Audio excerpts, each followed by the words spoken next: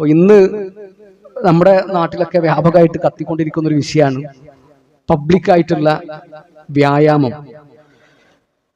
അപ്പൊ അവിടെ ഇസ്ലാമിന്റെ നിലപാട് എന്താണ് എന്ന് നമ്മൾ അറിയണം. വ്യായാമം എന്നുള്ളത് അനിവാര്യമായൊരു സംഗതിയാണ്. പ്രത്യേകിച്ച് പുതിയ കാലത്ത് നമ്മുടെ ഭക്ഷണ രീതിയും നമ്മുടെ അധ്വാനമൊക്കെ മാറ്റം വന്നിട്ടുണ്ട്. അപ്പൊ അവിടെ തീർച്ചയായിട്ടും വ്യായാമം ആവശ്യമാണ്. എന്നാൽ പബ്ലിക്കിൽ വന്നുകൊണ്ട് ആണുങ്ങളും പെണ്ണുങ്ങളും ഒരുമിച്ച് വ്യായാമം ചെയ്യുക, അവർക്ക് പുരുഷന്മാര് നേതൃത്വം കൊടുക്കുക, എല്ലായിടത്തും ഉണ്ടെന്നല്ല, ഇങ്ങനെ നടക്കുന്ന സ്ഥലങ്ങളുണ്ട്. അവിടെ നമ്മുടെ നിലപാട് എന്താണ് എന്ന് നമ്മൾ ശരിക്കും ആലോചിക്കുക. ഒരു പെണ്ണ് ശരീരം എത്ര മറയുന്ന വസ്ത്രം ധരിച്ചാലും അവര് എക്സസൈസ് ചെയ്യുമ്പോൾ അവിടെ ആ ശരീരത്തിന്റെ വടിവും ആകാര ഭംഗിയൊക്കെ ശരിക്കും പ്രകടമാകും. അലി ബിൻ അബി ത്വാലിബ് റളിയല്ലാഹു അൻഹുവിനോട് അല്ലാഹുവിന്റെ റസൂൽ സ്വല്ലല്ലാഹു അലൈഹി വസല്ലം പറയുന്നുണ്ട്, യാ അലി ലാ തുത്ബിഉ നദ്റതൻ നദ്റ. ഒരു നോട്ടം നിനക്കുള്ളതാണ്. നമ്മൾ വഴിയിലൂടെ നടക്കുകയാണ്, അപ്പൊ അപ്പുറത്തുനിന്ന് ഒരു പെണ്ണ് വരുന്നു, നമ്മൾ നോക്കി, അത് അറിയാതെ സംഭവിക്കുന്ന നോട്ടാണ്, അതിന് പ്രശ്നമല്ല.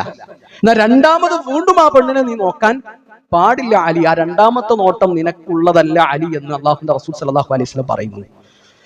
എന്റെ ഉമ്മത്തിൽ ഞാൻ വിട്ടേച്ചു പോകുന്ന ഏറ്റവും കടുപ്പമുള്ള ഫിത്ന അത് പെണ്ണുങ്ങളാണ് എന്ന് അല്ലാഹുവിന്റെ റസൂൽ സ്വല്ലല്ലാഹു അലൈഹി വസല്ലം പറഞ്ഞു. അതിന്റെ അർത്ഥം പെണ്ണുങ്ങൾ ഒന്നിനും പറ്റാത്തവരാണെന്നല്ല. ആണിനെയും പെണ്ണിനെയും അള്ളാഹു സൃഷ്ടിച്ചിട്ടുള്ളത് അങ്ങനെയാണ്, പരസ്പരം ആകർഷിക്കുന്ന നിലക്കാൻ.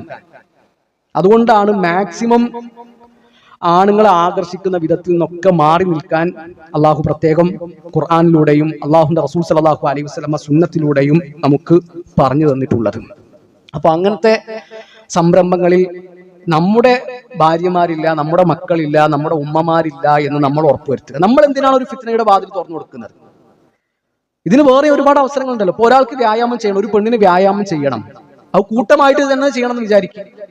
അവര് സ്ത്രീകൾ മാത്രമുള്ള ഒരു ഇടങ്ങളിലേക്ക് മാറട്ടെ, അവർക്ക് സ്ത്രീകൾ നേതൃത്വം കൊടുക്കട്ടെ, അല്ലെങ്കിൽ അതിനുള്ള സംവിധാനം നമ്മൾ വീട്ടിൽ ഒരുക്കി കൊടുക്കുക. ഇനി സാമ്പത്തികമായിട്ട് അതിനൊന്നും പറ്റാത്ത ആൾക്കാർക്ക് ഒരുപാട് മാർഗങ്ങൾ ഈ വ്യായാമത്തിന്റെ ഒക്കെ കാര്യത്തിൽ എമ്പാടും മാർഗങ്ങളുണ്ട്. ആ മാർഗങ്ങളൊക്കെ ഉപയോഗിക്കുകയാണ് വേണ്ടത്. ഈ വിഷയങ്ങളിൽ നമുക്ക് തീരെ ഒരു ഗൗരവമില്ല.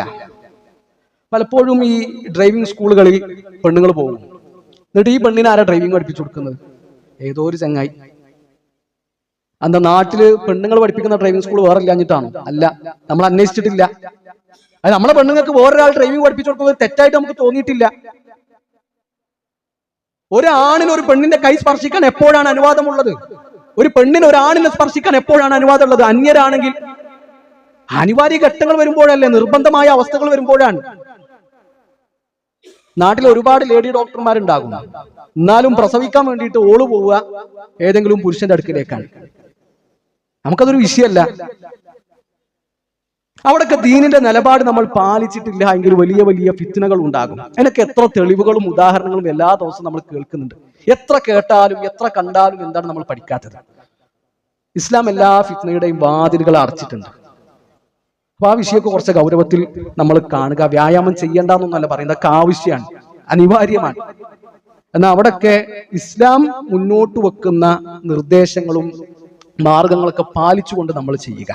അവിടെയാണ് നമുക്ക് വിജയം ഉണ്ടാവുക. അള്ളാഹു ഒരു നിയമം വെച്ചിട്ടുണ്ടെങ്കിൽ അത് നമ്മുടെ നന്മക്ക് വേണ്ടിയിട്ടാണ് എന്ന ബോധവും തിരിച്ചറിവും നമുക്കുണ്ടാകണം.